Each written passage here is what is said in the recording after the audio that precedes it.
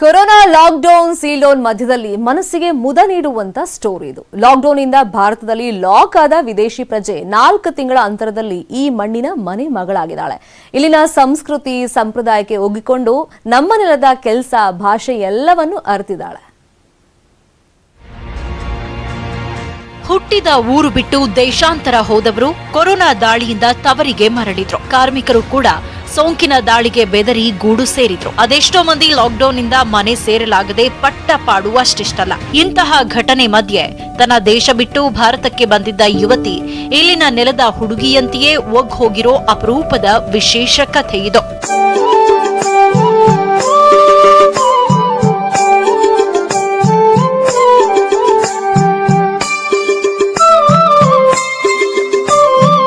ವಿದೇಶಿಯೊಬ್ಬರು ಭಾರತವನ್ನೇ ತವರು ಮಾಡಿಕೊಂಡ ಅಪರೂಪದ ವಿದ್ಯಮಾನ ಉಡುಪಿ ಜಿಲ್ಲೆಯ ಬೈಂದೂರಿನಲ್ಲಿ ನಡೆದಿದೆ. ಈಕೆ ಹೆಸರು ತೆರೇಸಾ. ದೂರದ ಸ್ಪೇನ್ ದೇಶದಾಕೆ. ಸದ್ಯ ಇವರ ಉಡುಗೆ ತೊಡುಗೆ ಅಭ್ಯಾಸ ಹವ್ಯಾಸಗಳನ್ನ ನೋಡಿದ್ರೆ ವಿದೇಶಿ ಅಂತ ಗೊತ್ತಾಗೋದೇ ಇಲ್ಲ.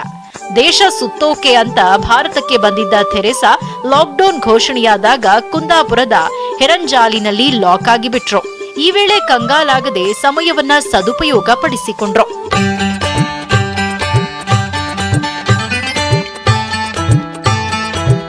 ತೆರೇಸಾ ಕುಟುಂಬ ಸ್ನೇಹಿತರಾದ ಕೃಷ್ಣ ಪೂಜಾರಿ ಎಂಬುವರ ಮನೆಯಲ್ಲಿ ಆಶ್ರಯ ಪಡೆದಳು.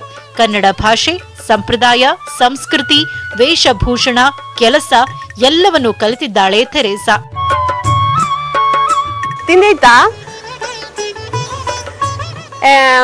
ನಮ್ಮನೆ ಕಾರ್ಪ್, ನಿಮ್ಮನೆ ಎಂತ? ಇಡ್ಲಿ, ದೋಸೆ,